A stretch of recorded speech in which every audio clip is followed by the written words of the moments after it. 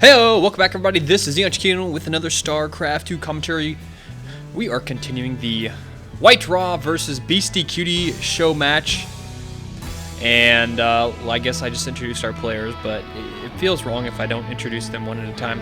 On the top right side of Daybreak LE, the red Protoss player, it is WhiteRa.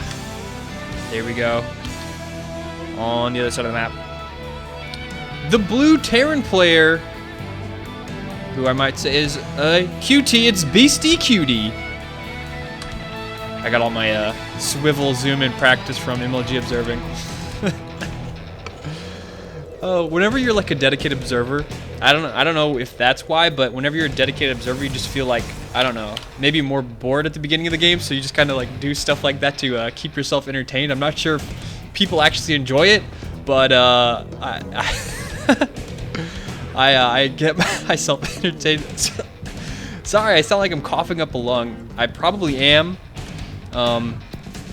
Still finishing off this cold. I guarantee you, it was someone at MLG gave me this cold, and I'm just finally getting over, like a week later, just trying to get over this cold. I'm past like the runny nose is the only thing that's kind of left. The like slight cough is there, the tickle in the throat, and now I'm hawking up large amounts of goo. Not quite sure what it is. I can classify it as goo. That's about it. So still surviving, still getting by. But yeah, I'm gonna commentate the rest of these matches from the WhiteRa Beastyqt show match. So we will see this series to its conclusion, as well as this game. Beastyqt got a nice wall in there. Started that supply depot, and before that, probe couldn't get in there. Always a smart move. Over here on the WhiteRa side of the map, throwing down that cybernetics core. Hasn't yet got a second gas, which makes me believe that maybe it's a delayed gas, or you know, it's just gonna go for a nexus. That probe is trying everything to get in there just to delay that SCV as much as possible. Not gonna happen. That probe does get out of there though. There's the second gas. Maybe he was worried about it getting blocked there. You know, I've been doing that quite a lot in ladder. Like, I've been playing Terran right now in ladder, and anytime I play against a Protoss and I see they haven't taken the gas by the time I scout, I just go ahead and steal it, because Protoss they just love teching more than ever now. I don't know what it is about the game. Maybe they just love oracles, or I'm not quite sure, but I'm really enjoying blocking that second gas if they don't have it yet. And more often than not, they usually follow it up with the 4 gates, so pretty predictable response.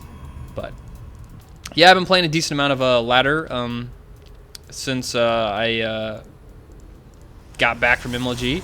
Just been casting these games and playing some ladder games. It's been pretty fun. Reactor going down on the barracks. Factory on the way. We got the command center being built here as well.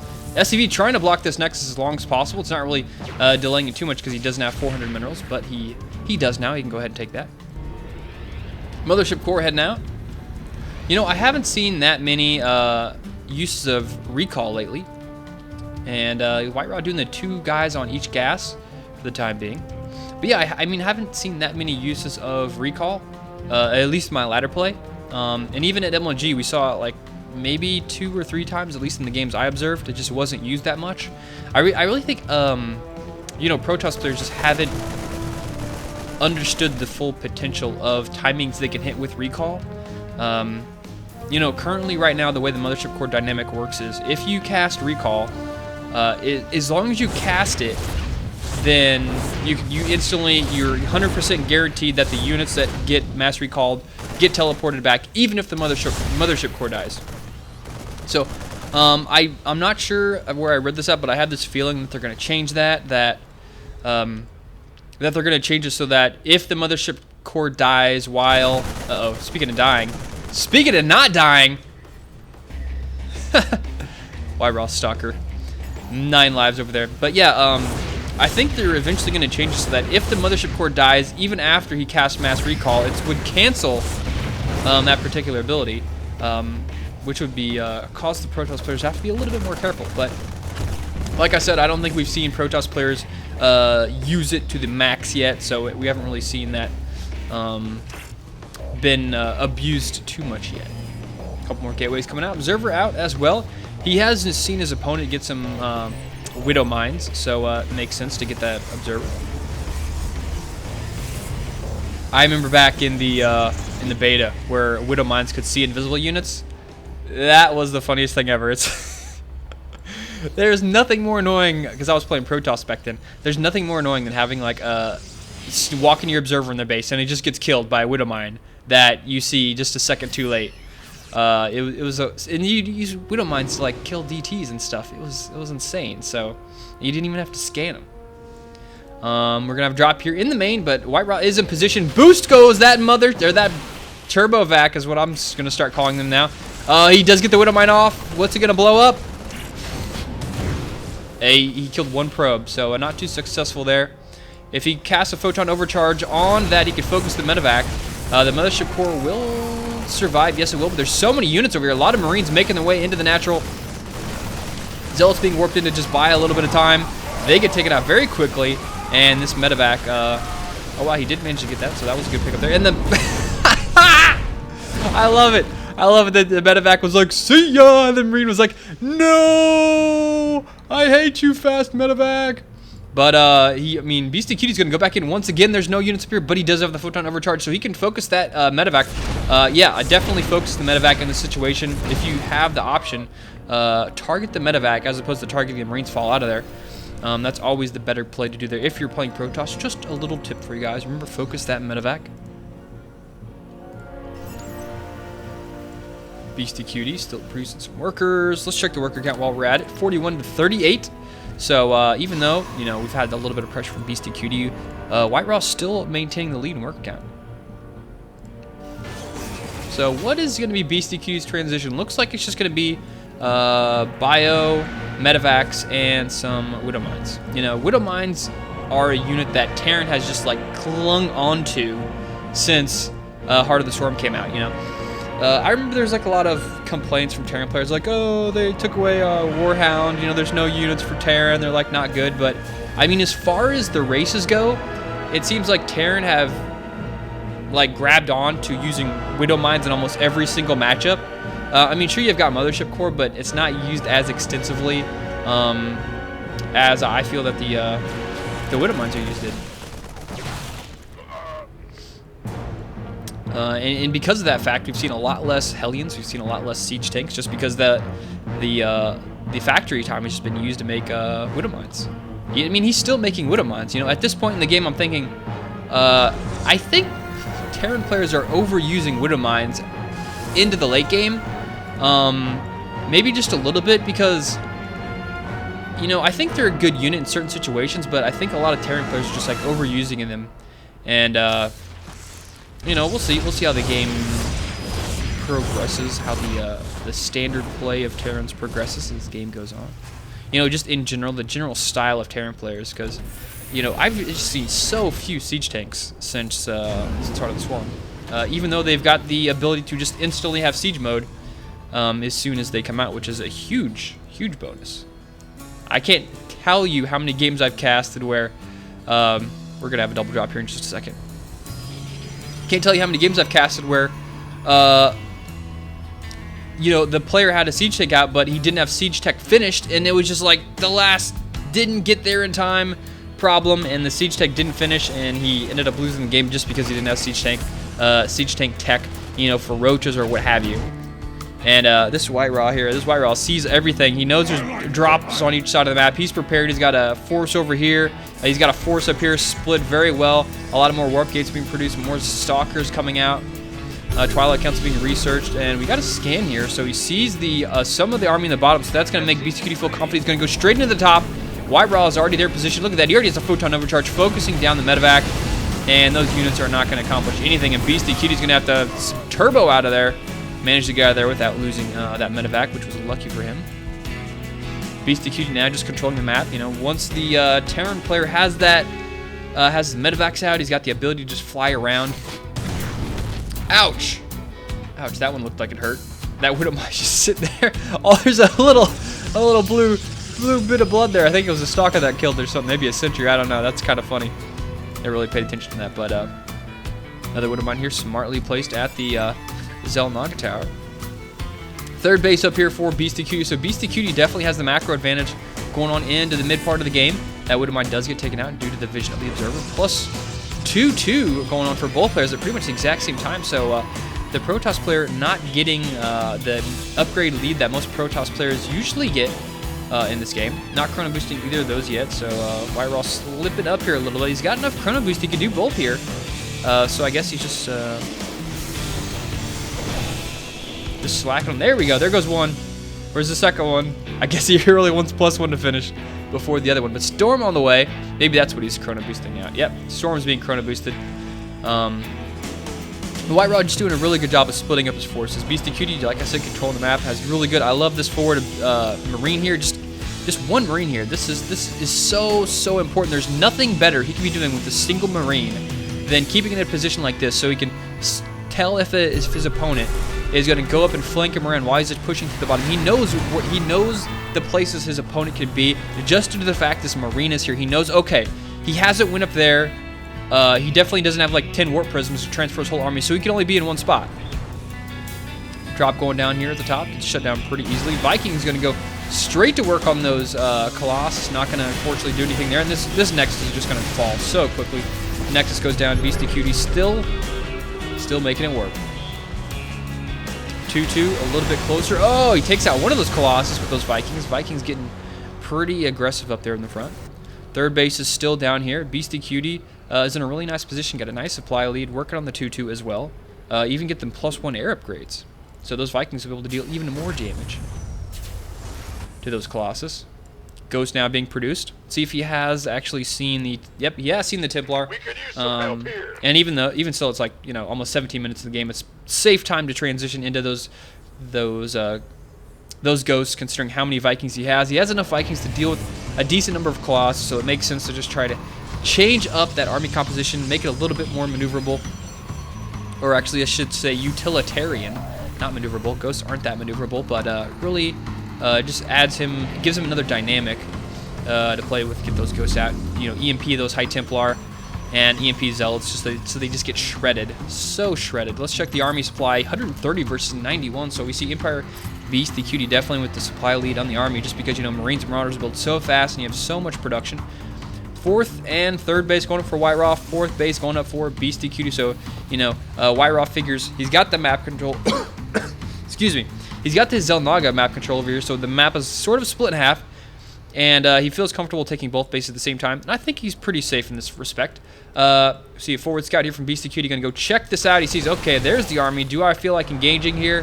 He's going to have to go through that checkpoint. High Templar got vision of this. Scan goes down. He sees the High Templar. Maybe he's going to fall back. The Vikings are going to go straight in for this attack. Where the Colossus are way up there. Nice feedback. Gets one of those ghosts, but not enough to kill it. And WhiteRa gets the EMP down. There he goes, but the ghosts die quickly straight after. The Colossus are just going to fall so fast. Look at that. 2 volleys. Colossus are dead. Storm goes down, but it really doesn't matter at this point. You don't even want to waste Storm on those Vikings because you don't have any Colossus left. Look at this. What is he doing? He's going to try and snipe those High Templar. Is he going to get them? No, he's not. He's going to have to sacrifice a lot of Immortals. Or sorry, a lot of Marauders and Marines for that. And he just doesn't have enough for Storm. He does have enough for maybe 1 or 2. There we go. Nice pick off there. Good trade for Beastyqt. Just picking off a couple of those High Templar here and there. And I think in this situation, you know, if he just lands those Vikings, you know, he could just land the Vikings up here in the base. Just a side attack and with some nice stutter set micro, I think he could actually take out these Zealots. The Zealots are 2-2, 3-3 on the way for both players. 3-3 for the Protoss players, a little bit closer to being done because, of course, oh no, did he trap a probe in there? So he's going to kill the pylon? Maybe he was, maybe he was trying to kill the probes. I don't know. Scan goes down here for Beastyqt. What does he see? Okay, he sees, all right, there's his army. Cool. Only 2 ghosts. What the hell was that? I think he just sniped some High Templar over here. And the medevac, that's a ballsy medevac. I was thinking, this can't end well. There's no way this ends well. And I mean, WhiteRa hasn't even seen the 2 other, he hasn't even seen the natural, let alone, you know, any of the other bases. So WhiteRa really in the dark here, while we got Beastyqt more aware, at least of the map. Do we have any Colossus out right now? What do we got? 2 of them out. We have a massive number of Vikings here. Production, oh no. Watch out, here the ghosts get completely destroyed. The Vikings just crash those Colossus down. And they move in for a storm. They get an okay storm, but it's not enough. And there are just so many, excuse me, so many Zealots. Here we go. The Terran player is going to make his move. The Archons are up in the front. Zealots are going to come in from the right. The High Templar need to stay alive. You need to land some storms to make this work. There are just so many Zealots. So the supply for both players is evening out quite a bit. 3-3. Isn't yet done for the Terran player, but it is done for the Protoss player. Beastyqt really... I mean, he's got the supply lead, just barely 2 more Colossus on the way. And we got a nuke going down. Does he have any vision? Does he have any vision? Does he have any... I don't think so. No, he does not at this time. But Zealots charging forward. The nuke is going to land. And let's see it kill maybe 1 or 2 probes. They got 1 probe. Poor probe. 8 workers. Oh, damn, WhiteRa. He's got 8 workers on this gas. Someone, I don't know if WhiteRa just doesn't have his numbers turned on or just hasn't been to that base in a long time. There hasn't been much action over here, but that's a huge mistake for WhiteRa. Another drop going to go in over here.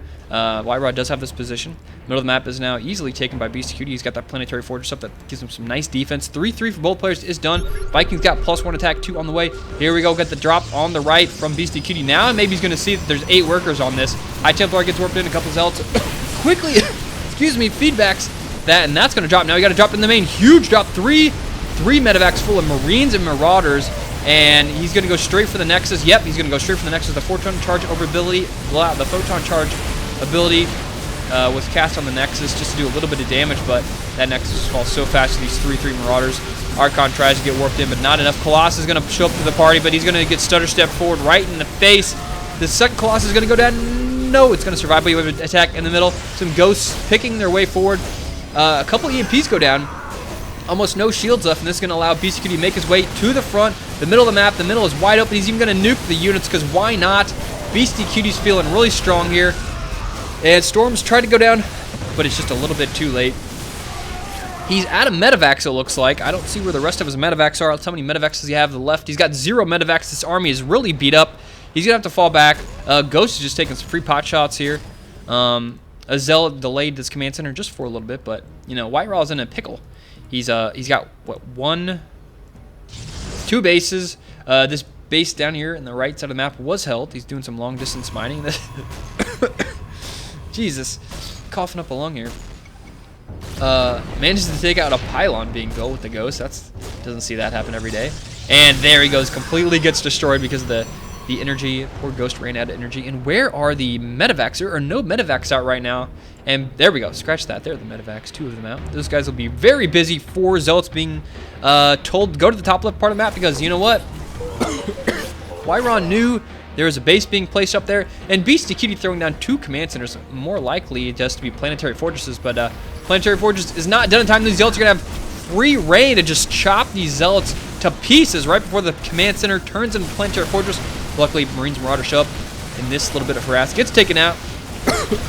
Same time, the bottom right, forced to cancel, I think, maybe a kill with this drop. Zealots will defend that for the time being. Scissors Tower being built. 2 command centers, double gas up here. Getting that armor upgrade for those buildings because, you know, armor upgrades are good stuff. 187 supply versus 176. Let's check the workout. 70 versus 73, so both players, you know, at pretty much a really good number of workers to have this late in the game. Good position, good enough to saturate 3 bases for the most part. Scan goes down. What was he looking for? He was just looking to see if there's an observer. Nothing here. So we're going to see Beastyqt attacking 2 positions. A lot of Ghosts coming out through the middle here. He's got enough for a nuke. There is detection, though. He's got photon cannons there. Scan is going to go down. Is he going to be able to land some nice EMPs? No, he's just going to nuke. And at the same time, we got a big drop up here at the top. I gotta say, I love that new animation. Oh no, Colossus getting a bad position, snipes the observer. That Ghost can just nuke freely here. WhiteRa is backing up. The nuke is just gonna, you know, do a little bit of damage to those. Here's the drop in the main, and also another drop gonna go ahead to the natural here. A lot of action from Beastyqt. Beastyqt really splitting up his forces. WhiteRa trying to figure out, okay, where do I need to go? And I love this decision by Beastyqt to go straight for that High Temple, or straight for that. And look at this, Beastyqt forced to fall back. WhiteRa with his entire force going straight for the heart of Beastyqt. He's tired of messing around. There's so many Ghosts here. Just getting free shots because there's no detection. Also the drop here at the natural. This is going to fall. A lot of the attacks here on the main are going to fall, but so many Zealots are brought up here. He's not paying attention. That army is going to fall. And WhiteRa Is he going to make a run for it? Is WhiteRa going to make a run for the base? There's only 3 medevacs here. Those Marauders are really low. Zealot's just getting taking a lot of damage here. The natural has fallen. 2 medevacs here are going to go help this little squad of units. And these ghosts are just been so annoying. There we go. A couple of them die. The drop here in the natural is still dealing damage. Zealots, he just hasn't had enough Zealots to deal with this yet. And now we got 2 observers here for WhiteRa. He knows he needs those observers to deal with those ghosts. And there's just so much action going on here. Beastyqt just disemboweling WhiteRa. Continuing on the top part of the map and just making his way down. WhiteRa poking with the army he's got up in this position in the middle of the map. He figures, you know what, you can take out those old buildings. I don't need those anymore. That's my old base. I got a new base being built here. And now we got Beastyqt going for the main production. All the gateways go down, but at the same time, WhiteRa is making his push through the middle. He's going to, excuse me, kill a lot of barracks. Just so many buildings dropping here. Marines and Marauders going to go group up here at the main of WhiteRa. WhiteRa returning the favor of killing base. 3 more gateways being produced here. Both players are losing production very quickly. And oh no, he's going to lose the observer to the missile turret. That's bad news there, because he can just bring in more ghosts and stuff like that, just deal damage. Surprised we haven't seen WhiteRa throw up any DTs this late into the game. You know, he's had more than enough supply. I love when players add DTs to the mix, you know, this late in the game. It's so cheap, and to defend like this, there we go, there's the GG. WhiteRa's just lost too much, and the rest of his little bit of forces here, he's down, almost 100 supply. And that was a pretty well-played game by Beastyqt. Beastyqt doing the drops. Got his third up before WhiteRa. Forced WhiteRa to cancel his third. And from that point on, he was just doing drops after drops after drops. All over the place. WhiteRa, you know, maybe a little bit too late. Went for the push in the middle. Was playing defense the whole time. Never really felt he had the timing to go in there. Even in the middle of the map, when Beastyqt made his attack in the middle, WhiteRa had 3-3. Beastyqt didn't have 3-3. That was a decent fight for WhiteRa. That was probably like the best he could hope for, because his opponent didn't even have 3-3, but he was just too far behind in the macro side, and Beastyqt takes the win, or at least the first win of this series I've commentated so far. So thank you guys for watching. If you enjoyed it, like and subscribe, leave comments as always, and I apologize for coughing throughout this commentary. I'm sick. So thank you guys for watching. See you later.